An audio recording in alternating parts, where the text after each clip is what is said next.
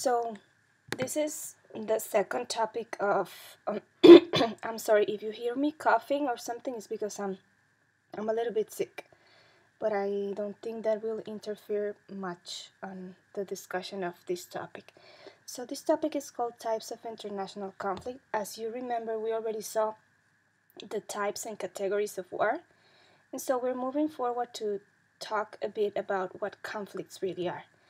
So that you can see there are two types of conflicts. The first ones are the conflicts over ideas, and then you have three divisions in there: is ethnic, ideological, and religious. And then you have conflicts over interests, which could be divided as territorial, governmental, and economic. We are going to speak in this part of the class regarding the first one, the conflicts over ideas. And I can tell you that these are the most difficult types of conflict since they involve the concept of nationalism, and they can also involve the belief of strong ideologies and the attachment to religion, which are very sensitive topics when you speak about a nation and the things that they believe in. So the conflicts over ideas, like I said, can be divided in three, and we're gonna go and try to explain each one and also give examples about it. So I really want you to take notes because not everything is or will be in the presentation. But first of all, we need to remember that in the conflicts over ideas, you have a strong link with the concept of nationalism. And you have two concepts inside nationalism. The first one is sovereignty, that is when there's a state that has a rule over its own territory and its own population, so no one else can come and interfere in internal business. That will be a violation, a direct violation of the sovereignty. And then the second concept, it's called the self-determination, and it refers to people who really identified to each other and would really like to create a new state. But what happens when you have a nation inside a state, like for example is the case of the Basque land or País Vasco in Spain, and they would really like to become independent from the rest of Spain, right? But Spain, they have a sovereignty, so they are not going to let anyone try to separate or be self-determined because sovereignty comes first. So in the last point, it says self-determination comes second when it comes to sovereignty. So when there are states that are trying to defend their own sovereignty and others that are trying to become self-determined or to have or to be successful at self-determination, that's when conflict occurs. So I just wanted to explain this very briefly so that you have the idea of how nationalism affects directly in terms of conflicts. Now let's move forward with the next division of conflicts over ideas, which is the conflict because of ethnic issues. So what is an ethnic group? First of all, an ethnic group can be defined as large groups of people. We're going to share like the same language or culture or religion, and that will have or possess a common identity, that have like the same history or ancestral background. So when one ethnic group is trying to get rid of another, there's a bunch of hatred with one another. So in this case, you could say that this type of conflict is based not only on tangible causes, but more on intangible ones. Intangible ones are those things that you cannot see, that you just judge the other person because of how it looks like, because of the language that they speak, because of the religion that they believe in, not really because they are doing something directly to you. It's just more an intangible matter. So most of the conflicts that happen because of ethnic divisions, it's because there are ethnic groups that they don't feel part of the nation that conforms the majority of the state, so they want to be independent. In other words, they want to achieve the self-determination. So when they want to have their own territory, this conflict might translate into war. And in some cases, you can even see how genocide, which is the systematic extermination of ethnic or religious groups in a whole part or in a partial part, can also happen, like it was the case of Hitler and the Jewish population in Germany and Poland during World War II, and like it was the case of Rwanda in 1994. Um, so let's try to see some examples of ethnic conflicts, and let's go first of all to Serbia and Kosovo, which was a conflict that happened around 1998 and 1999, that it involves President Slobodan Milosevic. And then we'll move forward to speak about the conflict with the Kurds, that you know is the largest nation without a state. And at the end, we're going to speak a bit about the conflict or the genocide in Rwanda in 1994 between the Hutus and the Tutsis. So first of all, in Kosovo. Oh, well, Kosovo is located in the southern part of Serbia. And as you remember, all of this used to be known during the Cold War as Yugoslavia. But in 1991, it started to become or to divide into independent states. Why? Because of the ethnic groups. They felt that they didn't belong to Yugoslavia, so they started to become independent from ex-Yugoslavia, which could be translated as Serbia, the largest state in the Balkans. This region right here is called the Balkans. It's Balkans, Balkans. So what happened in 1998 is that you had this president of Serbia whose name was Slobodan Milosevic, and he said, you know what, I really don't want these Kosovo Albanians living in the southern part of my state. And you know, these guys, they want to be like achieve independence, they want self-determination, so I'm not gonna let them. So what he did is that he sent Serbian forces to kill thousands and thousands of Kosovar Albanians. I'm sorry. And what happened was that in 1999, the European countries, they intervened and they said, you know what, you need to stop. And Serbia did not wanted to stop this intervention in this ethnic conflict in Kosovo. So NATO, which is the North Atlantic Treaty Organization, had to intervene in order for the conflict to stop. And they deployed a full mission so that Milosevic could retreat and take their forces back to Serbia. What happened 10 years later, in 2008, Kosovo said, I want to be independent. But as you remember, one of the four characteristics of the state is the international recognition from others. So as of today, there are more or less more than 100 countries that have recognized Kosovo as a state, but the only ones that have not and that are important are obviously Serbia, Russia, because as you know, they have their own issues very similar to what Kosovo did to Serbia, and obviously Spain, because as you know, the main issue that they have with País Vasco, if they recognize Kosovo, it will mean that they will have to recognize País Vasco as a free, independent country. So moving forward to what happened with the Kurds, and as you remember, we could speak about the figure of Saddam Hussein, who was the president of Iraq.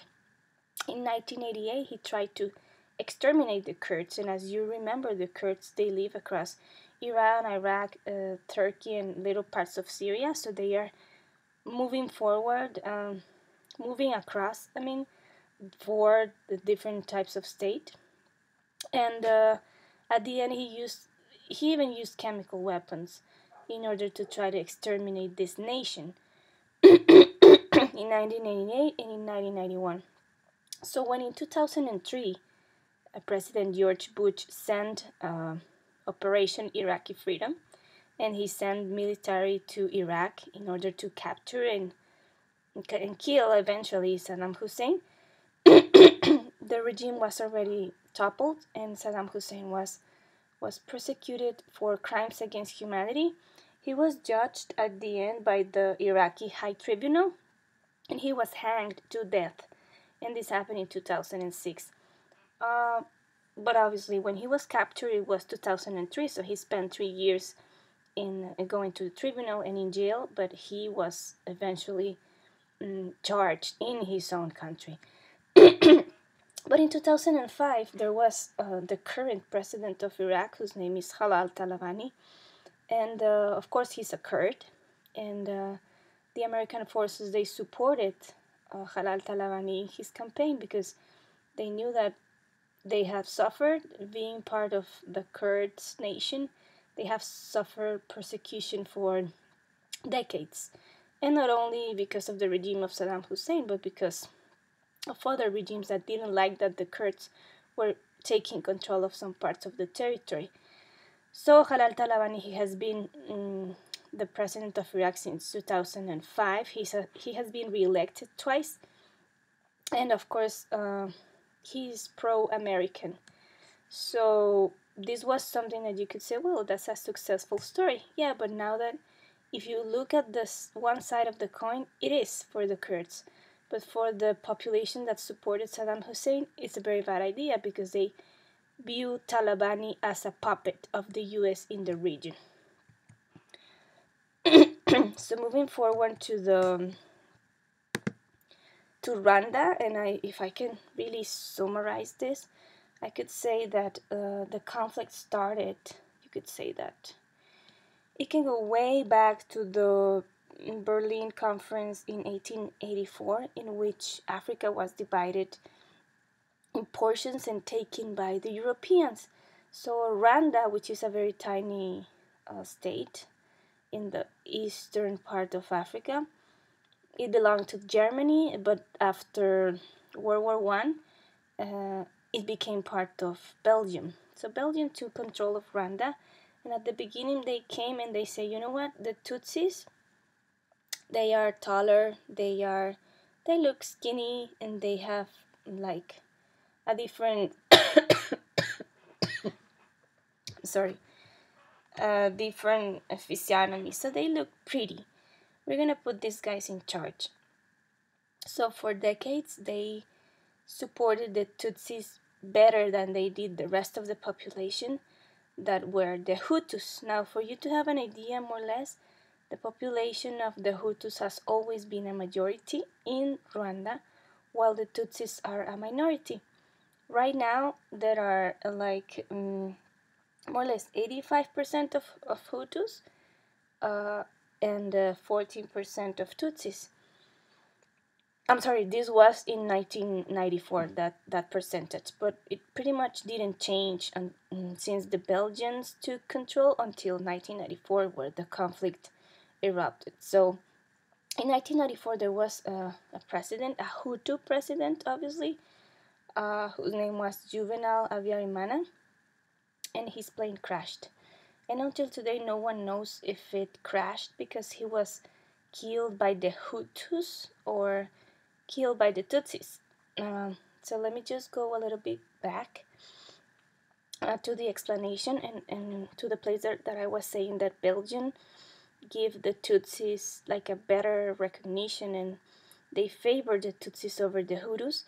After World War II, the Hutus were already very resented with the Tutsis because the Tutsis, they got control of the best seats in the politics, in business, and Belgium preferred the Tutsis, so they started to create this movement against the Tutsis, and eventually Belgium gave them the opportunity to take control of the country. So in 1962, Belgium left, and Rwanda became a I'm sorry.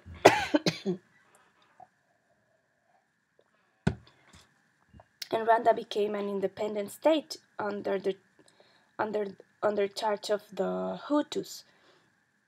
So from that moment on, the Tutsis started to be persecuted and instigated until 1994, which is the year of the Rwandan genocide. So you could say that there was two types of groups. Then there were the radical Hutus, which wanted to clear Rwanda of the Tutsis. They want to get rid of that ethnic group. And there were the Tutsis, of course, who in the northern part of Rwanda, they were forming a group which was known as the Rwandan Patriotic Front. And they were led by this guy, which name is Paul Kagame, which is uh, currently the president of Rwanda. So these two groups, the Hutus and the RPF, they sort of were having issues since before the genocide. But it was not until the president's plane was shut down that the conflict really started. And you could say that it lasted around 100 days and nearly 1 million people died. But not with the use of guns or with the use of other types of weapons, but they died with the use of machetes or machetes. So there was a lot of war rape. There were a lot of children who were killed, and the country was really devastated. The United Nations, they didn't respond in time. They sent their forces at the end of the 100 days, more or less.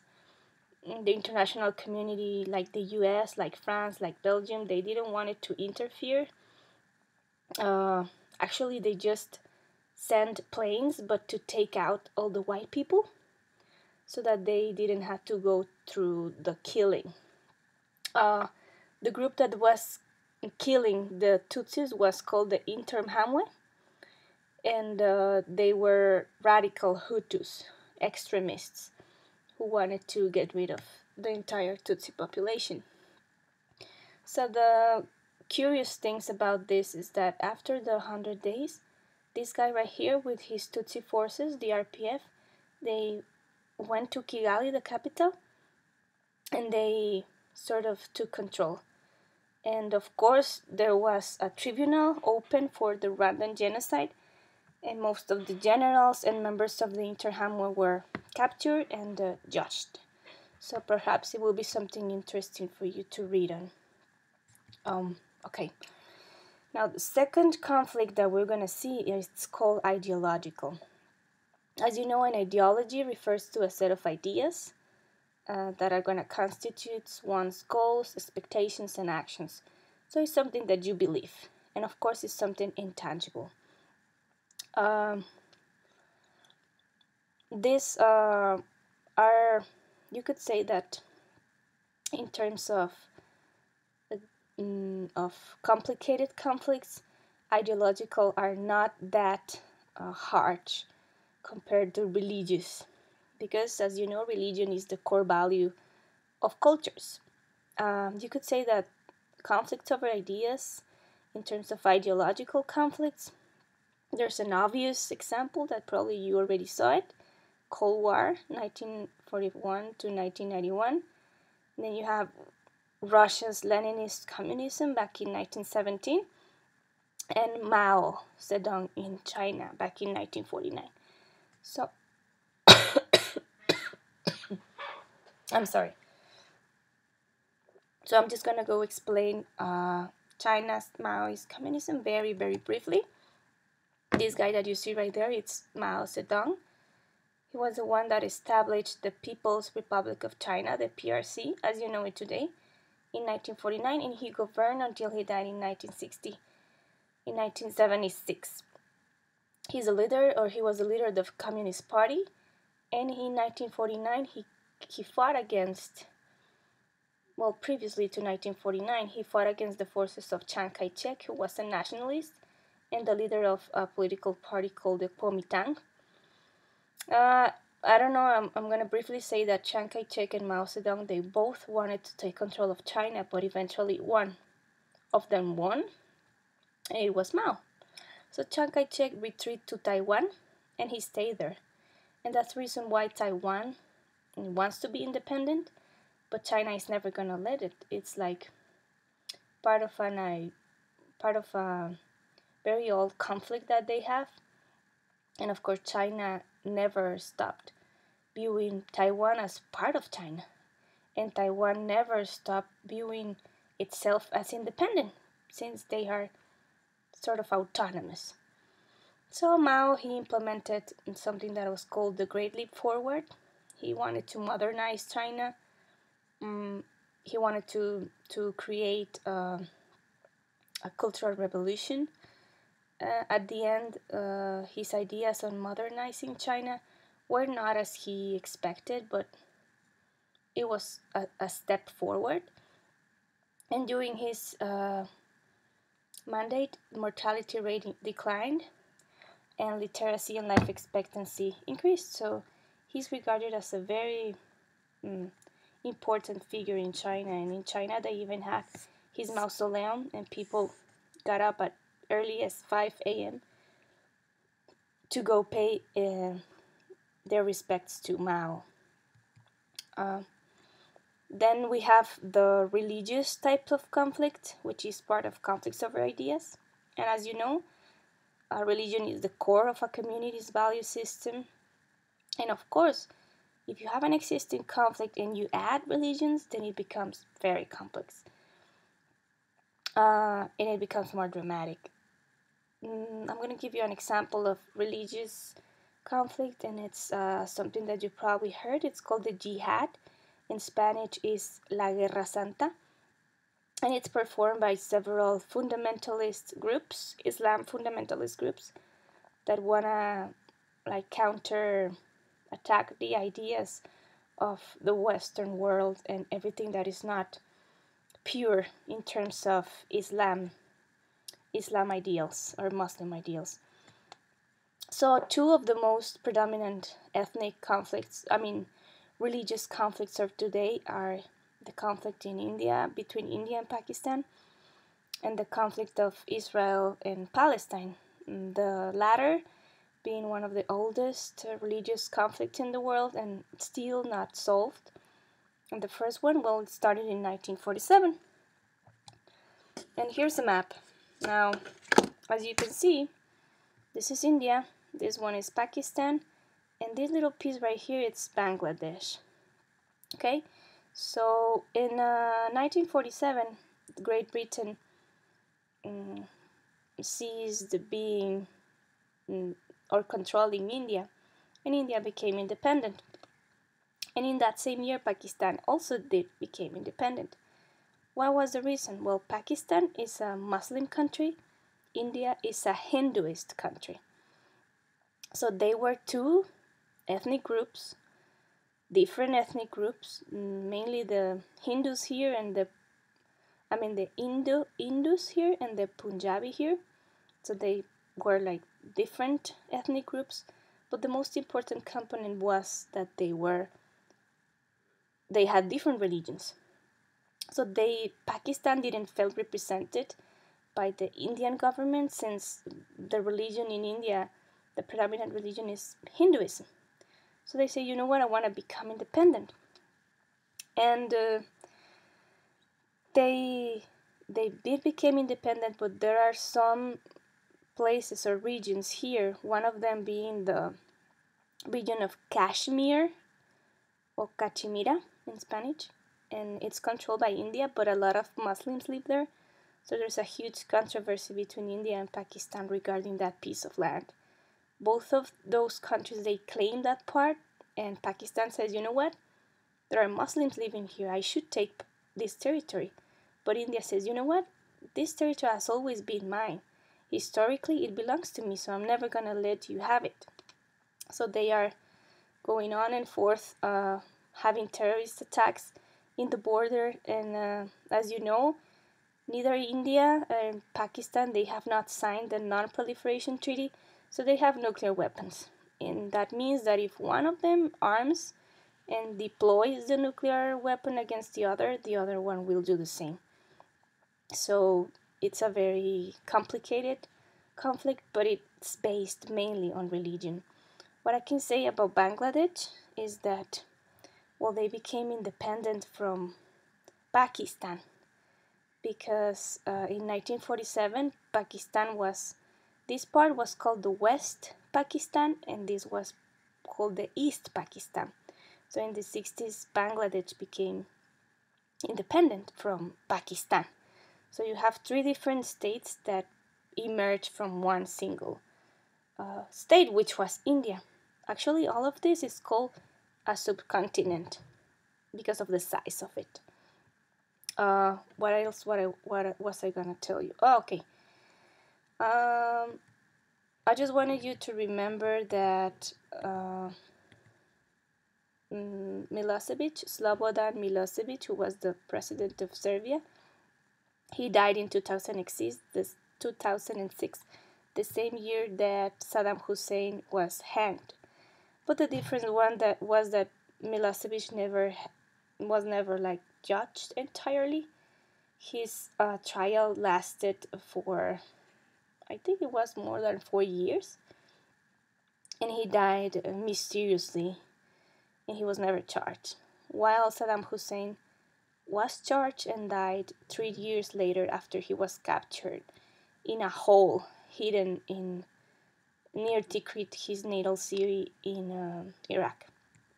Okay, guys, so please remember the conflicts. Be aware that you need to remember at least the people that were involved, specific data about it, and obviously the reasons for the conflict to appear. The next time we will see the other part of the conflict, which is the conflict over interests.